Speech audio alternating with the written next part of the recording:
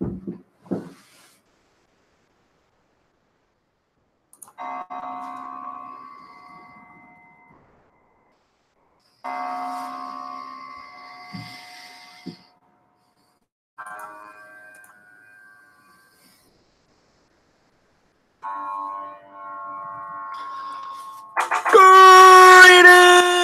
buzzhumans, smarks, hipsters, trolls, bros, wrestlebays, buzzrats, and the rest of the irrelevant Rasslin family. That's right. Let's throw it back for y'all. It's Relevant Rasslin, buzzhumans. This is Joe Fortune, me, your humble narrator for this evening's main event, the voice of Relevant Rasslin Productions. Buzzhumans, are you relevant? Are you buzzworthy? Are you adequately prepared to join me for this relevant review? Buzzhumans, again, it is I, your host, Joe Fortune, coming to you with another relevant review. This time we are covering Smackdown Live from January 8th, 2019. Recently we've been covering Smackdown and MLW on here. Gonna switch things up next week, but let's keep it rolling. Smackdown Live, ladies and gentlemen, the second Smackdown of 2019. And how did it match up with the rest of this week's programming? It was a decent show, but let's get into the review, and I give you all the details about that. So Smackdown Live starts off with Daniel Bryan comes out, and he's in the concession stand area cutting a promo comparing AJ Styles to hot dogs and soda, saying he killed the Yes movement, and he cuts a promo on the merchandise guy, saying that you can't buy any Daniel Bryan Yes movement shirts. Well, obviously, I'm pretty sure they probably haven't stocked that shit in a grip, but whatever. Then he comes to the ring to talk some more shit, doing his same old new Daniel Bryan promo, comparing AJ Styles and the WWE fans to methane gas or their consumption of beef or something like that. He comes to out to the ring and starts to cut another promo, but he is attacked from behind by R-Truth. I like this because that kind of played up from last week when Daniel Bryan had his little issue with Truth there. And it's cool. Like, Truth, he doesn't get a whole lot, but when he's given something, he runs with it, and he goes for it. I mean, this was only a 3-minute match or so, and Bryan goes over with a running knee. I thought he might tap Truth out or knock him out, but after the match, Bryan is attacked by AJ Styles.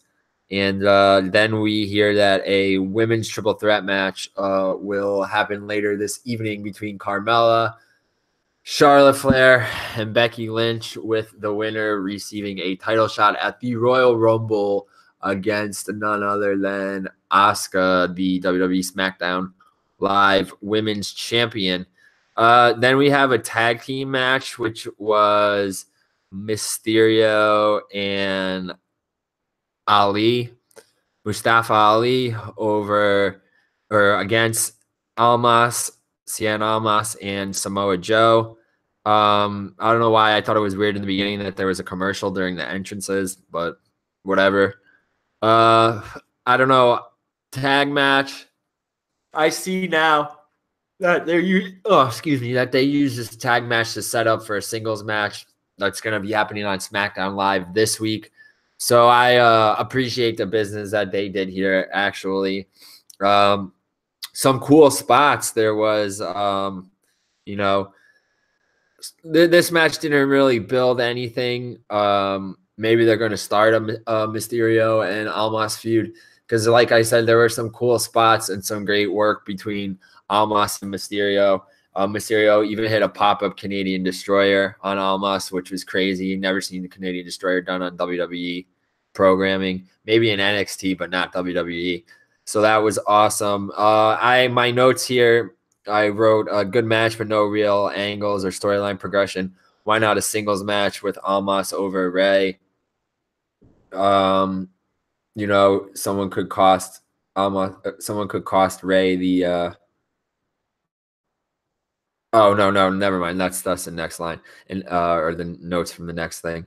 They could have Almas go over Ray, or maybe like something with Joe.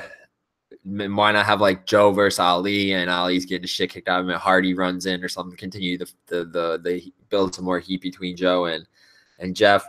But now I see that they're going to do Almas and Ray next week. I think they should save that match for the pay-per-view. Maybe it'll be a screwy finish and they will have a rematch at the pay-per-view, but that match could be an early match of the year candidate. I don't know how Mysterio does it. He just keeps getting better the older he gets. And I love to see him back in WWE. And I love his current run. Next, Rusev comes out. He cuts a promo on Nakamura. I thought this was like a really bad, just a dumb promo. I don't know what they're doing with Rusev, man. They're just like lost. He's lost. They never really know what direction to put this guy. I don't know. Maybe he didn't wave to Vince McMahon or say hello or address Vince as Mr. McMahon, and he's just being buried by backstage sense. I don't really know.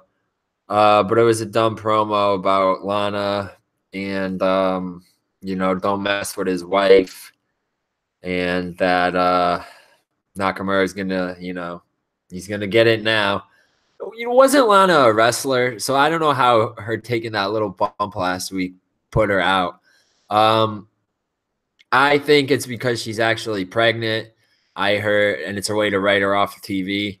I mean, Rusev kind of hinted towards that on Twitter. Not that she was being written off TV or anything, but that she might be pregnant. So take that for what you will. So then we see Nakamura in the TV truck. He's playing the footage of the incident, and he blames Rusev. Rusev goes to the back to look for Nakamura. Of course, he's jumped by Shinsuke. So that was good end, I guess, to a crappy start for that segment. We got a vignette from Becky Lynch that builds up the three-way. And then we have the Bar versus the Usos yet again. This was a long match, but it was good. Of course, I thought it was going to be a little predictable, and Usos were going to go over here. I mean, why are the tag team champions in a number one contenders match for the tag team titles? Mandy Rose provides a distraction. She's got a towel on, but she's actually got gold shorts on underneath it. The Bar wins, and after that, they quickly run to the back, and they attack Trinity, or Naomi, rather. I call her Trinity. I don't know why. That's her real name, right? Anyway, they attack Naomi, and I thought that it was interesting that she got in so many clean shots on Sonya Deville, who's an MMA fighter, but go figure. Next, promos. Miz cuts a promo on the Bar. He comes out and wants a title shot with him and Shane against these guys. Sheamus hits Miz with a brogue kick, accepts the challenge. I guess this is Miz becoming a full-fledged babyface now. I'm not sure where they're going with that. We see a promo or a vignette. I'm sure they did one for Carmella too, but I just didn't write it down. But we see a Charlotte promo about the three-way. And then, oh, man, sorry. And then we see a Daniel Bryan interview in the backstage. He snaps. I put LOL here, so it must have been a funny promo talking about Vicious or something like that. I don't know. He was just trying to get it in. His heel work and just go at AJ there. Now we see this NXT call-up video yet again. I don't know if anybody's going to debut or not yet, especially with this thing with Lars Sullivan having a panic attack, and he was supposed to be on Raw. So who really knows? Shane and Miz in the back doing a little promo. They're getting ready for the Royal Rumble. Looks like maybe they're finally on the same page. Miz, but where was Shane to help Miz out when he got beat down by the bar? We'll see. Maybe Shane is the heel in all of this. Now we have the women's triple threat match, number one contendership for Asuka's women's championship to be contested at Royal Rumble. All right, bro. So we got the women in the main event again. I don't know how you Buzz humans feel about that. Let the ratings speak for themselves. Becky versus Carmella versus Charlotte. I really thought that Carmella was the star of this match, and I actually think she should have won this match because they could still do Becky versus Asuka at the February pay-per-view. I don't know. I like Carmella. I've been a huge Carmella fan since before she even won the Money in the Bank. So I don't know. I think she really shined in this match. Her ring work has really improved. She was the star of the match. The only spot that was assault and off the top rope, and no one was really there to catch her. She landed on her legs so awkwardly, like she could have snapped both ankles, blown her knees out. But I don't know. She's a big girl. When I say that, I mean she's tall, and that's a lot more weight coming down than, let's say, someone like Kairi Sane, like 5 foot nothing, doing or Io Shirai rather, pardon me, doing the moonsault. So lower center of gravity, or maybe higher. I don't know. You tell me. I'm not a fucking scientist. Carmella's ring work, yep, improved. I said that. Becky pulls out the win with a disarmer out of nowhere on Carmella, making Carmella tap out. So now we're going to have Becky versus Asuka at the Royal Rumble. And Asuka comes out and does her little, shaky butt dance thing. And has a face-off with Becky. Hopefully they didn't rush with building, the heat between these two, and the fans won't get bored with it. But Becky's pretty hot right now. I hope the fans don't turn on Asuka. I really like Asuka, and I'm glad she's a women's champ. But if she's just going to be a transitional champ, that kind of pisses me off. I don't know. I'm still waiting for Asuka and Kairi and Io to fight the 3 horsewomen or 4 horsewomen, whatever, in NXT. I don't know if that's going to happen. But, Smackdown Live. Women were in the main event. Shane and Miz are tag team partners now officially and ready for their title match at Royal Rumble. Daniel Bryan and AJ continue to battle it out over who has the stupidest new nickname. And, hey, we got good work from Mysterio and Almas, right, Buzz Humans? We got that match to look forward to next week. So, I don't know. Not really an exciting SmackDown besides the Mysterio and Almas stuff. Nothing's really changed. And we'll have to see if this week, we get an announcement for something bigger, like a superstar shakeup, a debut from one of these NXT wrestlers. I don't know. I'm sure the Almas and the Mysterio match is going to steal the show, though, regardless. So with that said, Buzz Humans, this has been Joe Fortune from Relevant Rasslin Productions, representing False Finish Productions. This has been another relevant review. This time we covered Smackdown Live from January 8th, 2019.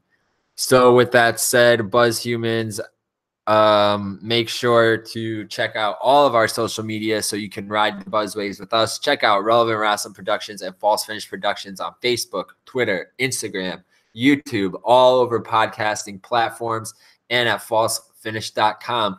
Buzz Humans, make sure to check out the link in our bio and show description so you can visit our Buzz Shop Big Cartel page. Check out our weekly check out our WrestleMania 35 week planner and our Northeast Indie Wrestling calendar. Buzzhumans, we do the work so you don't have to, keeping you relevant and buzzworthy in the pro and indie wrestling scene. Buzzhumans, this has been another relevant review for False Finish Productions and Relevant Wrestling Productions. Kayfabe may be dead, but originality and diversity are not.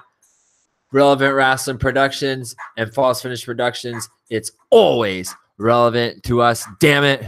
Peace, Buzzhumans.